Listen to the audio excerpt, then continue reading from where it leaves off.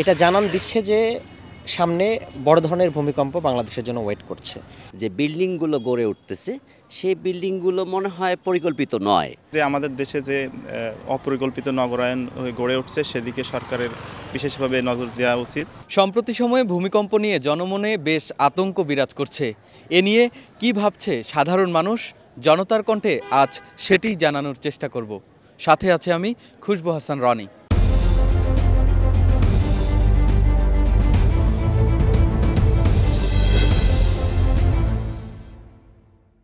আসলে ভূমিকম্পে যে মানুষের আতঙ্ক সৃষ্টি হচ্ছে একের পর এক ভূমিকম্প হওয়ার কারণে, এজন্য বাংলাদেশে যে বিল্ডিংগুলো গড়ে উঠতেছে সেই বিল্ডিংগুলো মনে হয় পরিকল্পিত নয়। যদি পরিকল্পিত বিল্ডিং তৈরি করা হয় বা জনগণের মনে সচেতনতা তৈরি করা হয়, আর যদি সচেতনতা তৈরি না হয় তাহলে নেক্সটে আরও বড় ধরনের বাংলাদেশে ক্ষয়ক্ষতি হবে বলে আমি মনে করি। এজন্য সরকারকে জনমনে আসলে বিবেক সচেতনতা তৈরি করা উচিত। কি করলে কি হবে এই দিক থেকে তাদের একটা পদক্ষেপ নেওয়া উচিত। আসলে আপনারা জানেন যে বাংলাদেশ এমন একটা অবস্থানে অবস্থিত ভৌগোলিকভাবে যেখানে ইন্ডিয়ান প্লেট, ইউরেশিয়ান প্লেট এবং বার্মিজ প্লেট, এবং এই তিনটা প্লেট মুভেবল, এবং বাংলাদেশ পড়ে গেছে হচ্ছে ট্রিপল জাংশনে, যার কারণে এখানে আমাদের যে ভূমিকম্প ঘটার সম্ভাবনা সেটা দিন দিন বেড়েই যাচ্ছে। এবং এখানে আমরা সম্প্রতি দেখা গেল যে প্রায় 4-5টা ভূমিকম্প এই 2 দিনের ভিতরে হয়ে গেল। এটা জানান দিচ্ছে যে সামনে বড় ধরনের ভূমিকম্প বাংলাদেশের জন্য ওয়েট করছে, এবং আসলে আমাদেরকে প্রিপারেশন নিতে হবে। এই ভূমিকম্প পূর্ববর্তীতে অল্প মাত্রা ভূমিকম্প হওয়ার 2টা লাভ এবং লস আছে। একটা হচ্ছে মাটির নিচে যে এনার্জিগুলো স্টোর হয় সেগুলো রিলিজ হয়ে যায়, তার মানে হচ্ছে বড় ধরনের ভূমিকম্প ঘটার সম্ভাবনা অনেকটা কমে আসে। আবার আরেকটা জিনিস জানান দেয় যে ছোট ছোট ভূমিকম্প হওয়া মানে হচ্ছে এর চেয়ে অনেক বড় ধরনের ভূমিকম্প আমাদের জন্য ওয়েট করছে। এখন আমাদেরকে তাহলে কি করতে হবে?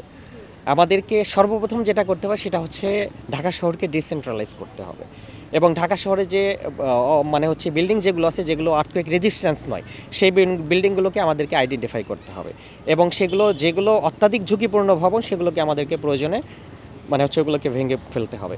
এবং ঢাকা শহরে কী ঘটনা ঘটবে দেখেন, যখন ভূমিকম্প হবে তখন ওইখানে গ্যাসের পাইপলাইনগুলো ভেঙে যাবে, তারপরে হচ্ছে আপনার বিদ্যুতের যে লাইনগুলো আছে সেগুলো ছিঁড়ে যাবে, নেগেটিভ পজিটিভ একত্রিত হবে, এবং ঢাকা শহরে শুধু দাউ দাউ করে আগুন জ্বলতে থাকবে। এবং তখন আমরা কি করব? এজন্য আমাদেরকে খুবই সচেতন হতে হবে, এবং ব্যক্তিগত পর্যায়ে আমরা যেটা করতে পারি সেটা হচ্ছে ভূমিকম্প ঘটার পূর্বে, ভূমিকম্প ঘটার সময় এবং ভূমিকম্প হয়ে যাওয়ার পরে আমরা কি করব।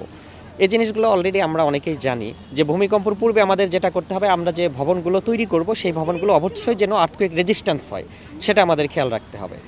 একমাত্র স্মার্ট সিটি বসুন্ধরা, আধুনিকতায় এক ধাপ এগিয়ে।